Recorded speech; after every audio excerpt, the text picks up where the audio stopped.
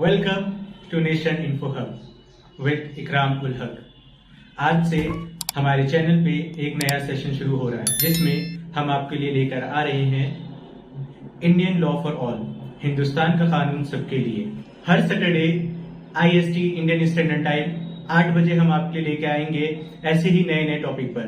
और चलिए शुरू करते हैं आज का। आज हम सबसे पहले जानेंगे कॉन्स्टिट्यूशन ऑफ इंडिया, भारत का संविधान। कॉन्स्टिट्यूशन ऑफ इंडिया जो है वो एक लिखित दस्तावेज है, जिसका मतलब है कि उसके अंदर सरकार किस तरह से काम करेगी, लोगों को क्या अधिकार है, उसकी कार्यशैली क्या है, उसकी बनावट क्या है, हर चीज को लिख कर रखा गया है।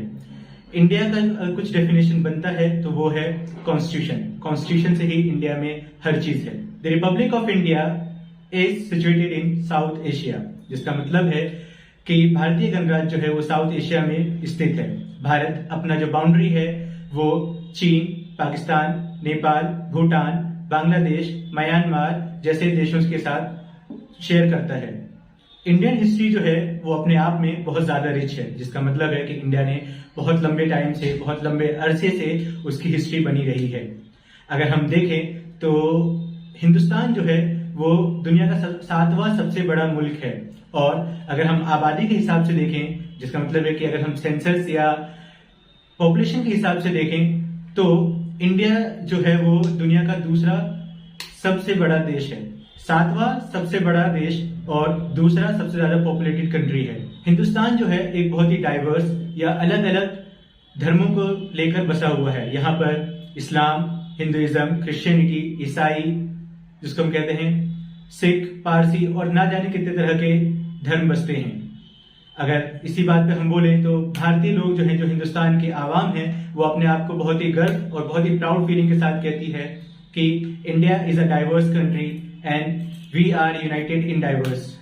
इन शॉर्ट अगर हम बोलें तो इंडियन कॉन्स्टिट्यूशन जो है, भारतीय संविधान जो है, वो एक ऐसा दस्तावेज है जिसने हर एक को बराबरी का अधिकार दिया है, राइट टू इक्वलिटी दी है। साथ ही साथ कॉन्स्टिट्यूशन में जो चीज है वो लेजिस्लेचर, एग्जीक्यूटिव और जुडिशरी यानी कार्यपालिका, न्यायपालिका और विधिपालिका का एक ऐसा जोड़ है जहां पे लिखित तौर पर कानून और कवायद दिए गए हैं। हिस्ट्री ऑफ कॉन्स्टिट्यूशन या संविधान का इतिहास अगर हम देखना शुरू करें तो जैसे ही ईस्ट इंडिया कंपनी इंडिया में आई तो उसका पहले शुरुआत में था कि वो सिर्फ बिजनेस करना चाहते हैं, वो सिर्फ व्यापार करना चाहते हैं। लेकिन हुआ क्या, जैसे ही औरंगजेब जो कि मुगल बादशाह थे उनकी मृत्यु हुई, उसके बाद भारत की एकता तितर बितर हो गई, मतलब छिन्न भिन्न हो गई, अलग अलग बट गई। जैसे ही एकता हिंदुस्तान में खत्म हुई उसके बाद से अंग्रेजों ने क्या किया, अलग अलग हिस्सों पे धीरे धीरे धीरे धीरे राज करना शुरू किया। और एक ऐसा वक्त आया 1857 की क्रांति के बाद कि उसके पूरे हिंदुस्तान पे अपना रूल करना शुरू कर दिया। फिर 1947 में 15 अगस्त 1947 को इंडिया जो है आखिरकार अंग्रेजों की चंगुल से आजाद हुआ। 26 जनवरी 1950 को भारत का संविधान लागू हुआ।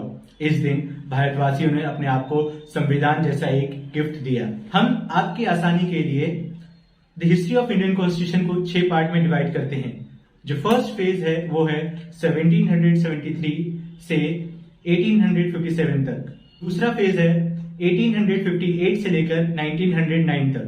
थर्ड फेज जो चलता है वो है 1910 से लेकर 1939 तक। फोर्थ फेज जो चला वो 1940 से लेकर 1947 तक चला। फिफ्थ पीरियड का जो टाइम रहा वो है 1947 से लेकर 1950 तक। और छठा पीरियड जो है वो 1950 से लेकर अब तक का है। चलिए शुरू करते हैं सबसे पहले दौर से, जो है 1773 का। 1773 में पहला रेगुलेटिंग एक्ट आया, जिसके तहत बंगाल में ईस्ट इंडिया कंपनी ने सबसे पहले अपने 4 मेंबर और एक गवर्नर जनरल बनाया। बंगाल का सबसे पहला गवर्नर जनरल वॉरेन हेस्टिंग बना, जिसके पास अब बंगाल में रूल करने के लिए प्रशासनिक अधिकार थे। उसके साथ ही साथ 1774 में बंगाल में सबसे पहला कोर्ट बना। 1773 के चार्टर इंडिया एक्ट के बाद 1784 में आया पिट्स इंडिया एक्ट। इंग्लैंड के नए प्रधानमंत्री बने पिट्स, और इंग्लैंड की जो सरकार थी उसका हमेशा से था कि वो ईस्ट इंडिया कंपनी के ऊपर अपनी नजर बनाए रखे। उसका जो काम है वो किस तरीके से काम कर रहा है, क्या नहीं कर रहा, सबके ऊपर नजर बनाए रखे। इसी हिसाब से पिट्स ने एक एक्ट भेजा जिसका नाम था पिट्स इंडिया एक्ट 1784।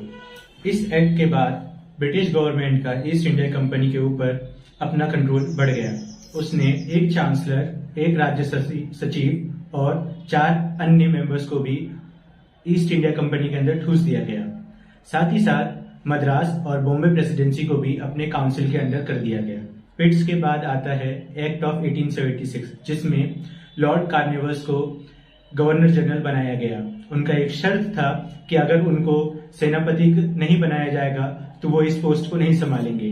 तो इस एक्ट के अंदर उनको ये ताकत दी गई कि अगर किसी वक्त पे जरूरत पड़ेगी तो अपने काउंसिल को रद्द कर सकते थे या एबॉलिश कर सकते थे। फिर आता है चार्टर एक्ट 1793। इसके तहत ईस्ट इंडिया कंपनी को 20 साल और व्यापार करने का हक दिया गया। फिर आता है चार्टर एक्ट 1813, जिसके तहत ईस्ट इंडिया कंपनी का जो मोनोपोली था उसको समाप्त कर दिया गया या खत्म कर दिया गया। साथ ही साथ चीन के साथ चाय का व्यापार जो था वो अब भी कंपनी के पास बना हुआ था। क्रिश्चियन मिशनरीज को चांस दिया गया कि वो इंडिया में बस जाएं, हिंदुस्तान में बस जाएं और क्रिश्चियनिटी को बढ़ावा दें या लोगों तक क्रिश्चियनिटी के मैसेज को फैलाएं। जहां जहां पे ईस्ट इंडिया कंपनी का रूल था उसको 20 साल तक और बढ़ा दिया गया। इसके बाद आता है चार्टर एक्ट 1833 का। इसके तहत जो पिछले एक्ट तक जहां पे ईस्ट इंडिया कंपनी के पास अधिकार था कि वो सिर्फ अकेले चाइना के साथ अपना चाय का व्यापार करे या बिजनेस करे, उसको खत्म कर दिया गया। अब चाइना के साथ कोई भी चाय का व्यापार कर सकता था। साथ ही साथ एक बड़ा कारनामा और ये हुआ कि जो बंगाल का गवर्नर जनरल था उसको अब पूरे इंडिया का गवर्नर जनरल बना दिया गया। इंडिया का सबसे पहला गवर्नर जनरल वो लॉर्ड मैकेले बने। एक और अहम चीज जो इस एक्ट का था वो है कि इस एक्ट ने इंडिया में स्लेवरी को एबॉलिश कर दिया या दास प्रथा को खत्म कर दिया या गुलामी को खत्म किया। और फिर आखिरी चार्टर एक्ट आया 20 साल बाद, जो कि 1853 में आया। इस एक्ट के अंदर सिविल सर्विसेज को कंपटीशन के तौर पर लाया गया इंडिया में और यहाँ पे खत्म होता है हमारा सबसे पहला फेज। अब आता है सेकेंड फेज। चार्टर एक्ट 1853 के बाद हिंदुस्तान में सबसे पहले जंग आजादी हुई 1857 में और इसके बाद शुरू होता है अब हमारा सेकंड फेज। सेकंड फेज शुरू होता है 1858 से लेके 1909 तक। फर्स्ट वॉर ऑफ इंडिपेंडेंस या पहला म्यूटिनी जिसको हम कहते हैं वो है 1857 में। उसके बाद 1858 में आया गवर्नमेंट ऑफ इंडिया एक्ट, जिसके तहत अब इंडियन काउंसिल हो गई थी, वो 15 लोगों की हो गई थी। उसमें ही साथ में साथ क्वीन ने यहाँ पे कंपनी का रूल खत्म कर दिया और क्वीन ने डायरेक्ट अपने अंडर ले लिया पूरे इसको। अब गवर्नर जनरल ऑफ इंडिया जो थे वो वाइसराय कहलाने लगे थे। इसके बाद जो आया वो है इंडियन काउंसिल एक्ट ऑफ 1861। इसके तहत वाइसराय के पास एक विशेष अधिकार दिया गया कि वो अब इंडिया में किसी भी सब्जेक्ट के ऊपर, किसी भी चीज के ऊपर ऑर्डिनेंस जारी कर सकता था। साथ ही साथ ब्रिटिश क्राउन ने ये भी बात बोली कि वो बिना किसी राय के किसी भी कानून को रद्द नहीं करेगी, मतलब कि काउंसिल के राय के बिना वो किसी भी कानून को रद्द नहीं कर सकती। इसी के साथ इसके बाद जो कानून आया वो था इंडियन काउंसिल एक्ट ऑफ 1892, जिसके तहत इंडिया में पहली बार निर्वाचन या इलेक्शन सिस्टम लाया गया। इसके तहत ये था कि अब विधानमंडल जो है राज्यों के वो सेंट्रल के 5 सदस्यों को चुन सकते थे। उनके पास था कि वो बजट को डिस्कस भी कर सकते थे, लेकिन वो बजट को पास नहीं कर सकते थे।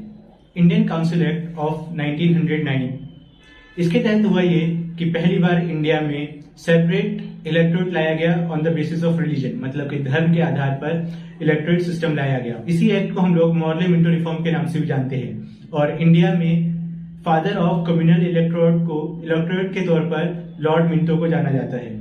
इंडियन काउंसिल एक्ट ऑफ 1909, इसको हम लोग मॉर्ले मिंटो रिफॉर्म के नाम से भी जानते हैं। इसके तहत हुआ ये कि जो पहले अब 16 सदस्य थे उसको बढ़ाकर 60 कर दिया गया। साथ ही साथ इंडिया में पहली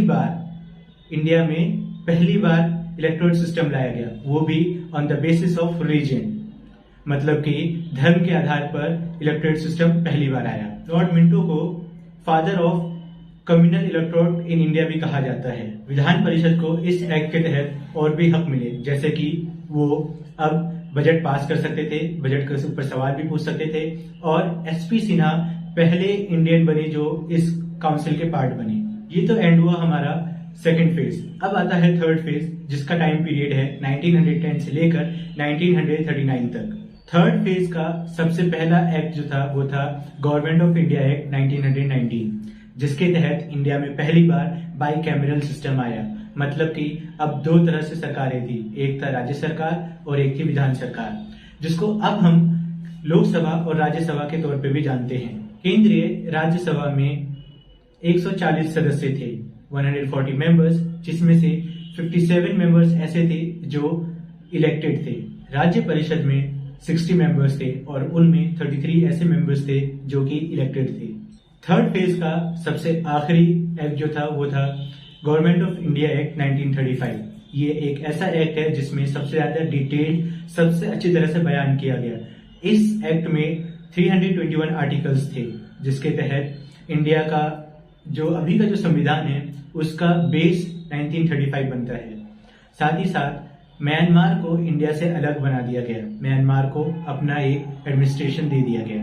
गवर्नमेंट ऑफ इंडिया एक्ट जो कि 1935 वाला है, उसको वो 3 राउंड टेबल कॉन्फ्रेंस होने के बाद आया। साथ ही साथ इस एक्ट के अंदर इंडियन काउंसिल को एंड कर दिया गया और यहाँ पे एंड होता है हमारा थर्ड फेज। अब स्टार्ट करते हैं फोर्थ फेज। फोर्थ फेज चला 1940 से लेकर 1947 तक। फोर्थ फेज का सबसे अहम इंसिडेंट जो हुआ वो था कॉन्स्टिट्यूशन असेंबली ऑफ 1946। इसके तहत इंडिया में कॉन्स्टिट्यूशन असेंबली बनाई गई। कॉन्स्टिट्यूशन असेंबली के लिए सबसे पहला इलेक्शन जो वो 9 जुलाई 1946 को हुआ। 9 दिसंबर 1946 को कॉन्स्टिट्यूशन असेंबली बनी। इसके तहत जवाहरलाल नेहरू, भीमराव अंबेडकर, महात्मा गांधी, सरदार वल्लभ भाई पटेल, मौलाना अबुल कलाम आजाद जैसे बहुत सारे लोग थे। बाद में यही संविधान सभा जो है वो 2 हिस्सों में बट गया, जब पाकिस्तान के लिए अलग डिमांड हुई और इसी तरह भारतीय संविधान और पाकिस्तान संविधान अलग अलग गुट में बट गए। भारत में संविधान सभा को गठन करना और उसको गाइडेंस देने के लिए ब्रिटेन ने 3 मंत्रियों को भेजा और इसी को हम लोग कैबिनेट मिशन के नाम से जानते हैं। ये जो मेंबर्स थे उसमें स्टेफर्ड क्रिप्स, पैट्रिक लॉरेंस और एवी अलेक्जेंडर शामिल थे। अब हम देखते हैं कुछ important deadlines of constitutional assembly. Bharat के नए वाइसरॉय बनाए गए माउंटबेटन, मुस्लिम लीग की अलग विचारधारा होने की वजह से वो एक अलग राष्ट्र की डिमांड करने लगा। साथ ही साथ माउंटबेटन ने गांधी जी, जवाहरलाल नेहरू और दूसरे लोगों के साथ मिलकर एक मीटिंग करी और इस मीटिंग को हम लोग 3rd जून प्लान के नाम से जानते हैं। 3rd जून प्लान के हिसाब से भारत के 2 टुकड़े होंगे, इंडिया का एक अलग हिस्सा होगा, पाकिस्तान एक अलग हिस्सा बन जाएगा और जो प्रिंसली स्टेट्स थे उनके पास ये हक दिया गया कि वो जिसको चाहे अपना देश चुन सकते हैं या अपने आप को अलग देश भी बना सकते हैं। मतलब ये कि जो चाहे पाकिस्तान के साथ जुड़ जाए और जो चाहे वो हिंदुस्तान के साथ जुड़ जाए। और इसी के साथ इंडियन इंडिपेंडेंस एक्ट पास किया गया। 4 जुलाई 1947 को ब्रिटिश पार्लियामेंट में एक एक्ट लाया गया, जुलाई 1947 को पास कर दिया गया। इंडियन इंडिपेंडेंस एक्ट का जो कुछ मेन बातें हैं, जो इम्पोर्टेंट बातें हैं, वो ये है कि 15 अगस्त 1947 को भारत और पाकिस्तान दोनों को आजाद कर दिया जाएगा। जब तक नया कॉन्स्टिट्यूशन नहीं बन जाता है तब तक गवर्नमेंट ऑफ इंडिया एक्ट 1935 को बेस रखा जाएगा। ब्रिटिश क्राउन का इंडिया पे से अपना अधिकार खत्म हो जाएगा, इंडिया पे रूल खत्म हो जाएगा। इसी के साथ 15 अगस्त 1947 को इंडिया को आखिरकार 200 सालों बाद अंग्रेजों की गुलामी से आजादी मिली। 15 अगस्त 1947 को आखिरकार इंडिया एक आजाद मुल्क बन गया। उसने लगभग 200 सालों की अंग्रेजों की गुलामी को खत्म किया और अपने आप को एक आजाद देश के तौर पर घोषित किया। एक तरफ पाकिस्तान में लियाकत अली को प्रधानमंत्री बनाया गया और मोहम्मद अली जिन्ना को गवर्नर। इधर भारत में कांग्रेस ने नेहरू को प्रधानमंत्री और माउंटबेटन को गवर्नर जनरल रखा। तो ये था हमारा 5th दौर, मतलब 5th फेज। यहाँ पे एंड हुआ हमारा 5th फेज। 6th फेज हम लेके आएंगे अगले वीडियो में, जिसमें हम देखेंगे कि 1948 के बाद 1950 तक हमारा कॉन्स्टिट्यूशन कैसे बना, उसकी कितनी सारी डिबेट्स हुई, क्या हुआ क्या नहीं हुआ। अगर आपको हमारा वीडियो अच्छा लगा तो आप हमारे चैनल को लाइक, सब्सक्राइब और शेयर करें। साथ ही साथ अगर आपके पास हमारे लिए कोई और सजेशन है या किसी और चीज को आप हमें बताना चाहते हैं तो कमेंट में हमें बताएं कि हम अपने आप को कैसे और अच्छा कर सकते हैं। Thank you for watching. अगला वीडियो हम लेके आएंगे और कंटिन्यू करेंगे कॉन्स्टिट्यूशन की हिस्ट्री को अगले सैटरडे को, नेक्स्ट शनिवार को रात 8 बजे। Thank you team NIH।